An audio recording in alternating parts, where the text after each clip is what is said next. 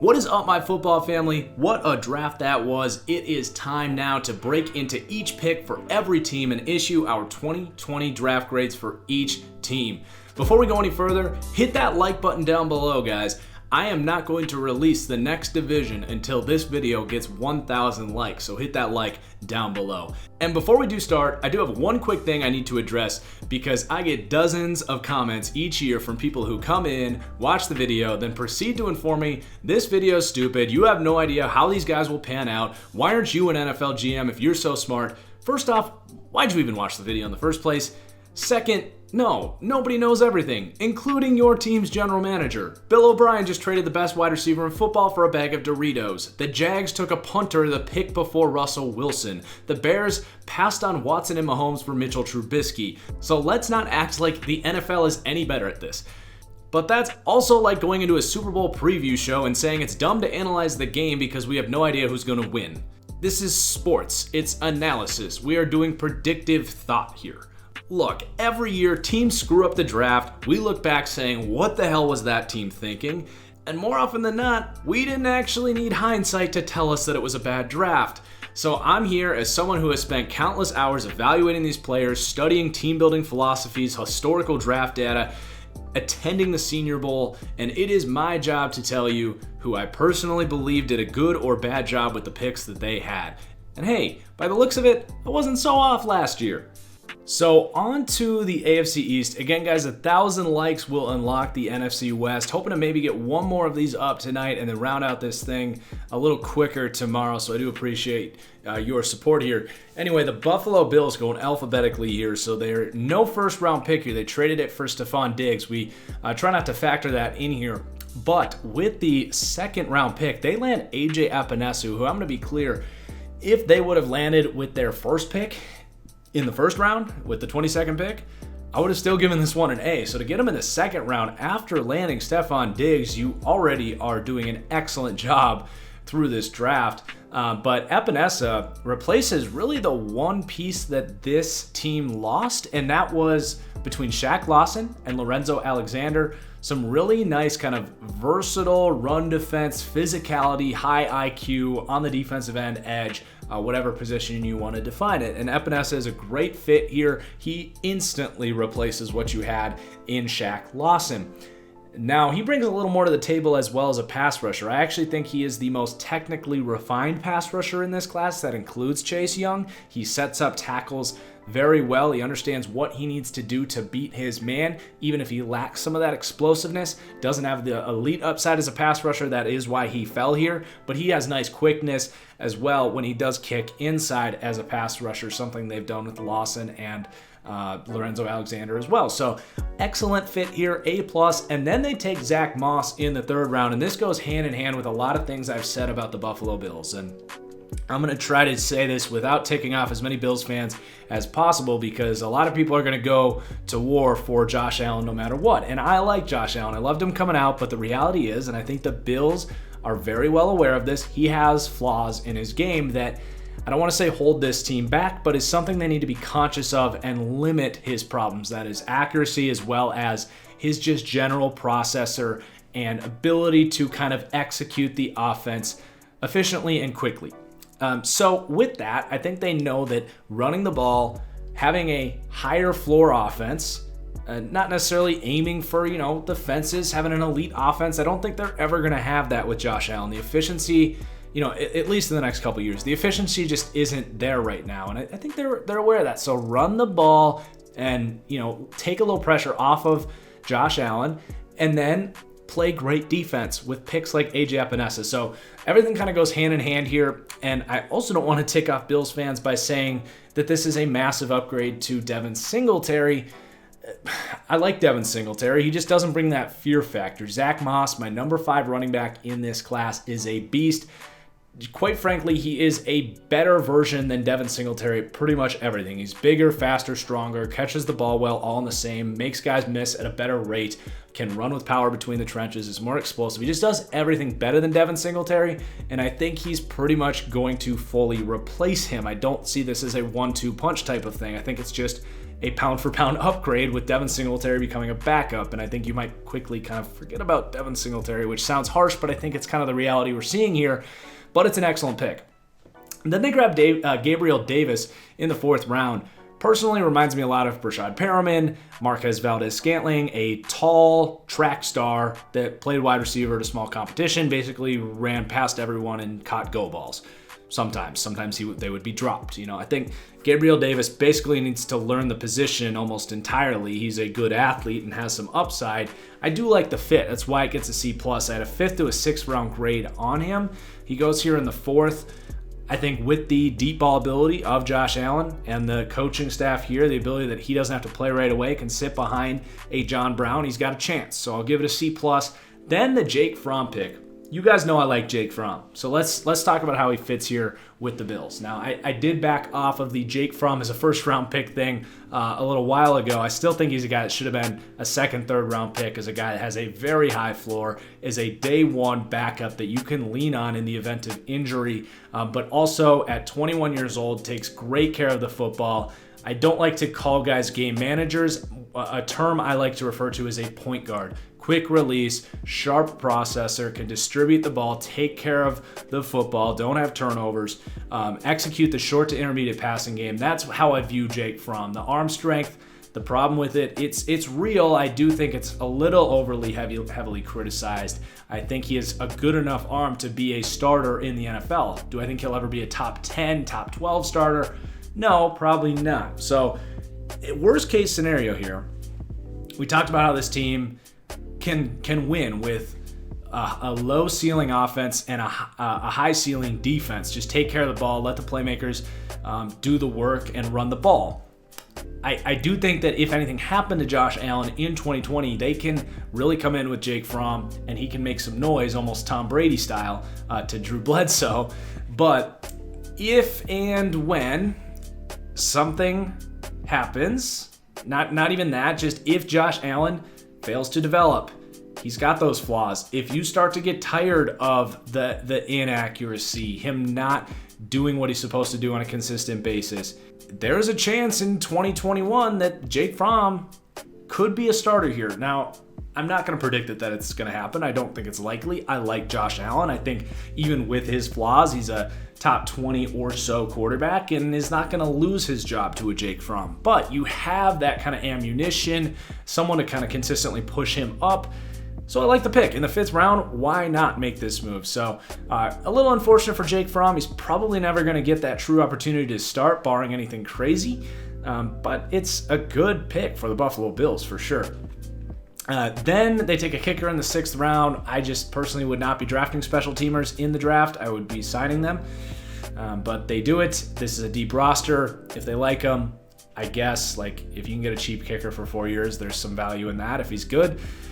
And they really make up for it with their last 2 picks here. Isaiah Hodgins is a stellar football player, just lacks the ideal speed and separation. I hesitantly compared him to Adam Thielen for a lot of reasons. I'm not saying he for sure will be Adam Thielen, but his game reminds me a lot of him. For starters, his ball skills are legitimately the best in this class. He doesn't drop the ball. If you put it in a position where he can attack the football, he will catch it. He will out-physical you. His arm strength, his hand strength is incredible. He also has a really nice, crafty, refined route tree. Even though he's not a great athlete, he creates separation with his routes and the way he sets up defenders. I think he will be able to separate at least a little bit off of some of that. And then the last thing he brings to the table here, which is actually going to pair very nicely with Josh Allen, and it's an underrated element of playing wide receiver, and that is when the play breaks down and Josh Allen starts running around trying to play backyard football, which he's one of those quarterbacks that does a lot of. Isaiah Hodgins, this is an underrated element of playing wide receiver. He knows where to go. He will work back to the quarterback. He's got a smart understanding of how to get open in those situations. and he'll work back towards Josh Allen and make it easy on him. So I like a lot of aspects of this pick. This team has Cole Beasley, they have John Brown, they have Stephon Diggs, but I will say I think you very well could be getting a capable outside starting wide receiver here. I don't know if he's ever going to beat out John Brown, but if John Brown were to go down, or any situation where you need a number 2, that big body on the outside, I think Isaiah Hodgins in the 6th round could actually be that here. And then they grab Dane Jackson.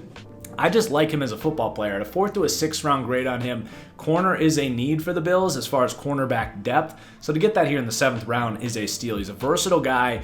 Excellent zone coverage, route recognition. He's a smart player, a physical player. He has some quickness to run man coverage as well. Doesn't have great long speed. You don't want to press him a lot. He will get stacked. Receivers will get over the top of him. But the Bills, you can correct me if I'm wrong. I'm pretty sure they don't run a lot of press coverage. They run that kind of off zone man coverage quite a bit. Excellent scheme fit. I compare him to Tramon Williams. He's a versatile player that might not ever be a true starter, but he's constantly going to push for a starting job, never be satisfied. He's a guy that knows that he is a starting caliber player, just that given team that year might have better corners than him, but what I'm trying to say is he's going to be a top 64 corner in the league wherever he is. I think he's one of those kind of guys.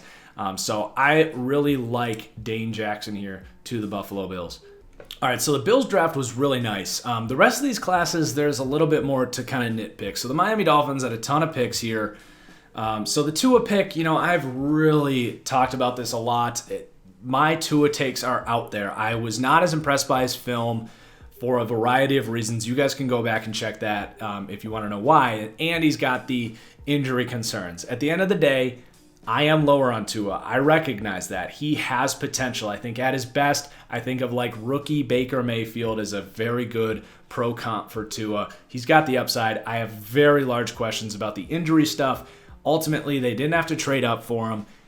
It's a good pick. Even if you are lower on Tua, he's still my number 3 quarterback. So I see what they want in Tua. I am not going to berate it, but I would be lying to you if I told you that this is what I would have done if I was the Miami Dolphins.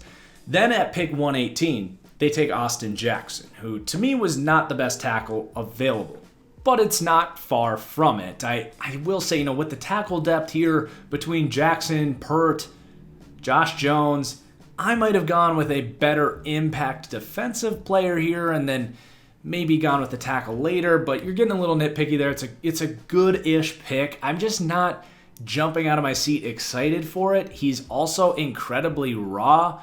I just think it might have even been better with Tua's injury stuff to get a guy that has a higher floor, not necessarily that high upside guy like Austin Jackson. I don't know. I believe he's going to be a good player, but I don't even think he's the best day one offensive lineman that this team got in this draft, if that makes sense. Just doesn't wow me. Then they take Noah Igbenogany.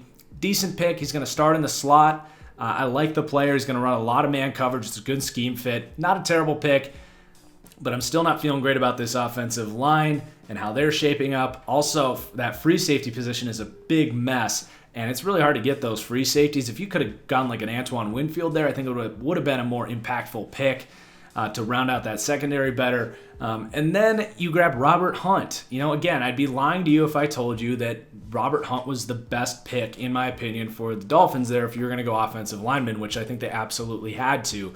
I look at Matt Pert, I look at Josh Jones, Jack Driscoll.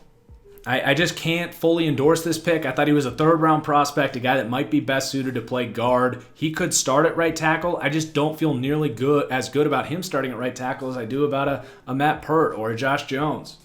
I just don't. So a C+ there. Then you grab Raekwon Davis. Again, a good scheme fit, a decent player. He's a good run defender. I see what they like in him, but I'm not super excited about this. I still don't feel very good about the offensive line at all that I'm putting in front of Tua. Then you grab Brandon Jones in the 3rd round when Matt Pert is sitting there. I just can't endorse it. He's a box safety. He's a dime a dozen player. He's a good tackler. He's a Bill Belichick type of guy. Going to compete on special teams. You have Eric Rowe there. I think this was a really bad pick, if I'm going to be completely honest. So to walk out of the top 75 picks there with those players, I'm very underwhelmed if I'm a Dolphins fan. It does get better after that. You get Solomon McKinley, who, in my opinion, is the best offensive lineman day one that they drafted in this entire class. I think he's going to start at guard. Obviously, Austin Jackson has a higher upside. Then you grab Jason Strowbridge. He's very similar to Raekwon Davis, that big body defensive end here. Davis a little different, a little bigger, can play a little more inside. Strowbridge maybe a little more on the edge, but you get some versatile defensive ends here. I get it. That's a scheme fit. And then Curtis Weaver does fall to them in the 5th round, and they grab him. Now, the big reason I liked Curtis Weaver, and I ultimately ended up right around average on him, his production was great. But when I watched him play, he was missing that physical, explosive element. You watch him out of Boise State at 6'3", 265 pounds. You want him to look like DeMarcus Lawrence coming out of Boise State with the long arm, the power rush aspect of his game, and it just wasn't there. He was used dropping into coverage a ton. He treated himself like a finesse speed bend rusher, despite the fact that he's this shorter, stockier, chunky defensive end, that if he's going to win at the next level as a pass rusher, I see him winning with power.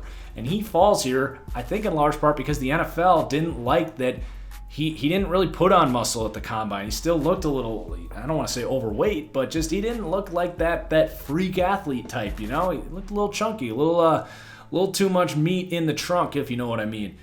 So it just doesn't feel like he's going to embrace his potential as a DeMarcus Lawrence type of power rusher. He's kind of this finesse hybrid edge guy like he played at Boise State. So Miami is kind of conceding that here in the 5th round. They're like, all right, well, this guy's going to fall. He can still rush the passer. I don't know if he's ever going to be an elite pass rusher, but he's very comfortable dropping into coverage. Great scheme fit as that hybrid 3-4 outside linebacker. And he's going to come in here and compete with your, I don't think Kyle Van Noy will lose that job. Maybe Weaver takes that job in the future. You got some different pieces. Shaq Lawson is a D-end outside linebacker. You're just adding another piece into the mix here. I do think it's great value. I think he's a good football player. There's a reason I give it an A+, but I'm just kind of explaining why he fell and why maybe he's not as good as we kind of thought he was. Then they take a long snapper in the 6th round. Like, really, Miami? You think you're good enough to draft a long snapper in the 6th round? You're not. That's an F. You could have gone anywhere else, literally. You could have taken a kicker or a punter. I would have given it a better evaluation. Malcolm Perry, the last pick here, wide receiver out of Navy. Played quarterback at Navy. He's going to be making the switch to wide receiver here. He's a dart throw as a slot wide receiver to maybe take over for Albert Wilson in a year or two. So I like the pick, just nothing crazy. So ultimately, honestly, I would be a little bit underwhelmed if I were a Dolphins fan here. I'd give it a C+. I just think you have all those picks and you're not walking away with the impacts that you could have really gotten. So if Tua turns out to be a superstar, none of this is going to matter. I would very strongly argue that that's unlikely. But here we are. I'm going to give it a C+. And then the New York Jets, again, some hits, some misses. So you grab Mekhi Becton in the 1st round. It's about as early as I would have considered him. He does have some flaws. Some people on Twitter were making him out as the best tackle prospect to ever come out, which to me it doesn't match up with his tape. He has a lot of flaws. Blitz recognition's a problem. Simply knowing his assignment on run blocks, his run block technique is completely broken. He gives up the inside. There's flaws in his game, but ultimately he does have a high floor as a pass protector because of his quick feet and length at his size. So I like the pick at left tackle. Becton, by the way, did end up my 4th offensive tackle in this class. You could argue between Becton and Wills, what one would have been the better pick. Wills was my 3rd tackle, but these guys were pretty close. I think both guys did have some problems. So I'm okay with it. I personally would have taken Wills, but I get it wanting the left tackle in Becton. So not going to overly criticize that. Then you've got Denzel Mims. I'm going to give this one an A, and here we are, me, TFG, giving Denzel Mims an A grade because he's going where he should have gone all along. I don't think the NFL was ever on board with this crazy Twitter hype. He's a 2nd, 3rd round prospect that rose his stock at the Senior Bowl, at the Combine, not to the point into the 1st round. He was a 3rd, 4th round prospect, did some nice things, rose up, showed some more upside. So here you go. The Jets get a high ceiling, low floor, boom or bust prospect in Denzel Mims, which is what he has been this entire time. So I do like the fit here. I think he can come in and replace that outside starter in Robbie Anderson, work well with Sam Darnold. So In the end of the second round, I can get behind Denzel Mims. That's what I've said the entire time, but in the first round, that was always a huge reach for me. Then they grab Ashton Davis. So I like the player. He may have even been on my guys list. My comparison for him was Marcus May, though, and you could have taken a Matt Pert here, a Jack Driscoll, another wide receiver in deep classes, even a different defensive player. Is this conceding that you're going to let Marcus May go? Can't you figure out a way to re-sign him? I don't love the pick, the selection. I like the player. He could be a good New York Jet, but if it means you lose Marcus May, who's also a good New York Jet, what did that really accomplish other than saving a little bit of money? So an AF pick there. I do like the player quite a bit, actually. And then someone I did not like the player, Jabari Zuniga out of Florida. So is just not a very good football player. He's not a refined pass rusher. He's not this elite athlete that you need to gamble on. He's a good explosive player, but there's plenty of those guys in this class. You don't just take him because he played in the SEC. I'd rather go with an Alex Highsmith, who was a productive freak in a lower level competition, who played at Charlotte or whatever it was. So just not a fan of this pick, man. You could have gone with impact offensive lineman. You could have gone with pretty much any other edge rusher around this range. I would have given it a better grade. Then they grab a backup running back, LaMichael Pirine. He's a good balanced player. I like LaMichael Pirine. In the 5th, 6th round, there's plenty of free agents you could have picked up if you needed a backup running back. That pick, to me, I just can't really justify. This next pick was miserable. James Morgan, a quarterback out of FIU. He's literally just a camp arm. He has a strong arm. It's not like you're even drafting some backup that you can trust, like the Bills taking Jake Fromm or the Eagles even taking Jalen Hurts, who is going to run around and make some plays. James Morgan is a useless player, period. He was a 7th round priority free agent pickup. You spent a 4th round pick on him and passing a guy in Jack Driscoll. So that one was just awful. You take Cameron Clark, a developmental 6th, 7th round prospect, in my opinion. I don't think he's ever going to make an impact on this team. So the last 4 picks, I think they've literally just kind of tossed into the trash, which we've seen this Jets team do all the time.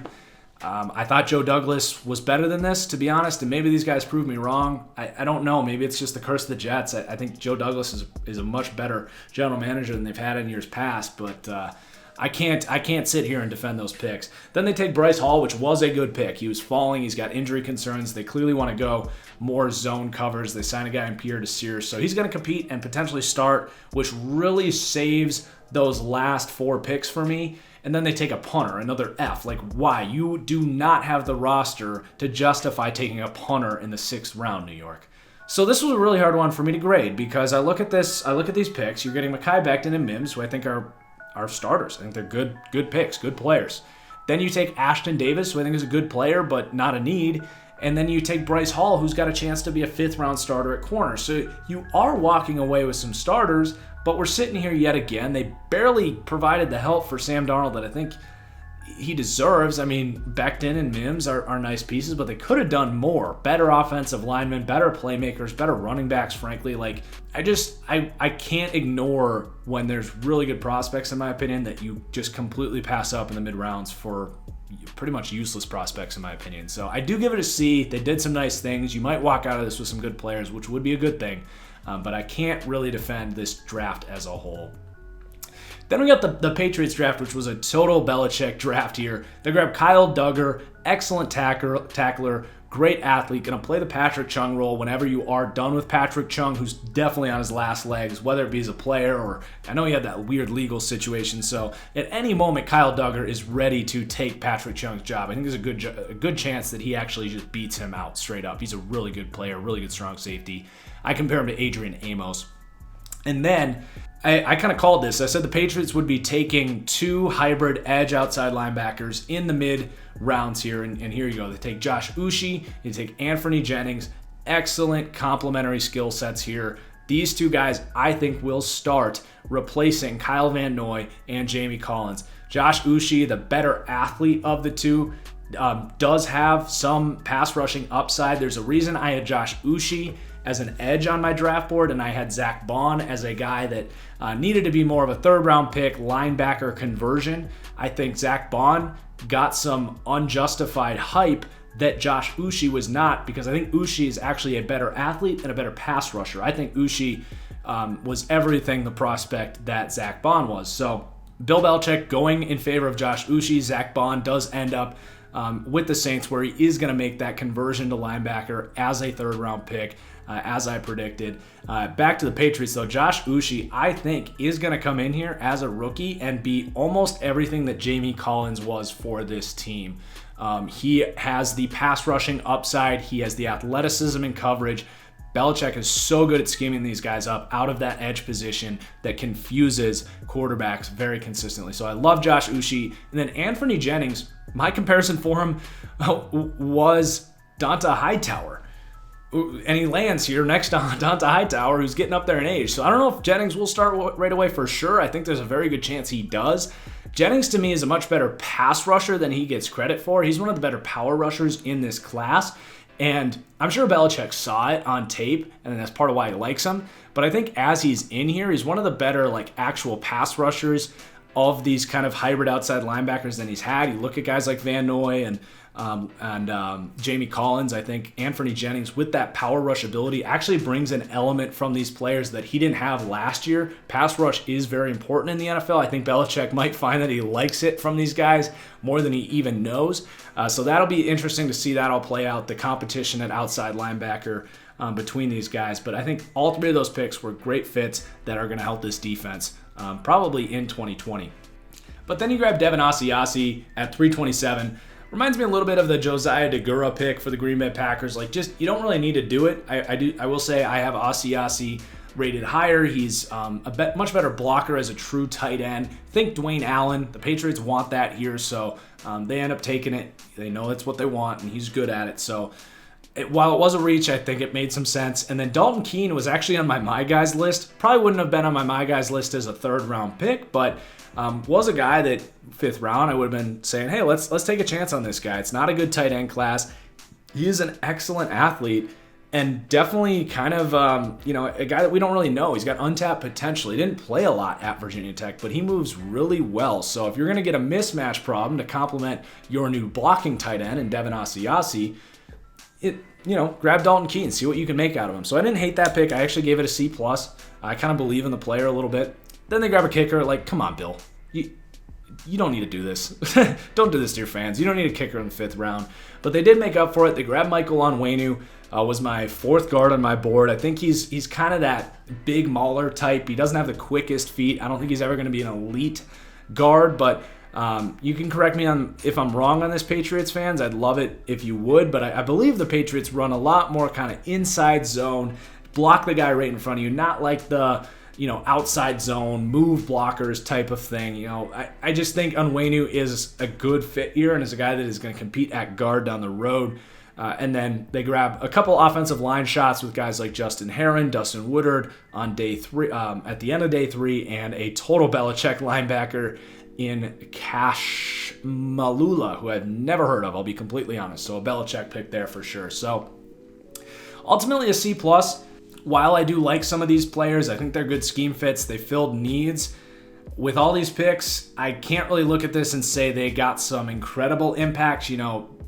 Duggar is a strong safety. These outside linebackers, I like those picks, but they aren't true impact game-breaking players, and I don't think they got a whole lot of value after that in the draft. So as a whole, it was a fine draft. I'm not going to shred them for it, but it was another one of these Belichick draft classes where it's like, all right, Bill, you better be right about guys like Dalton Keene, Devin Asiasi, a kicker in the 5th round, Cash Malula. I think the Patriots were lacking some talent, especially on the offensive side of the ball last year. I don't think they did a great job to really improve that for the future. So C+ here for the Patriots. I think that this division as a whole had a lot more room for criticism than drafts that we've seen in the past year.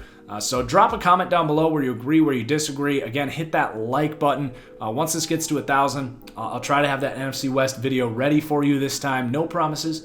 But cheers as always, guys, and we'll see you later. Peace.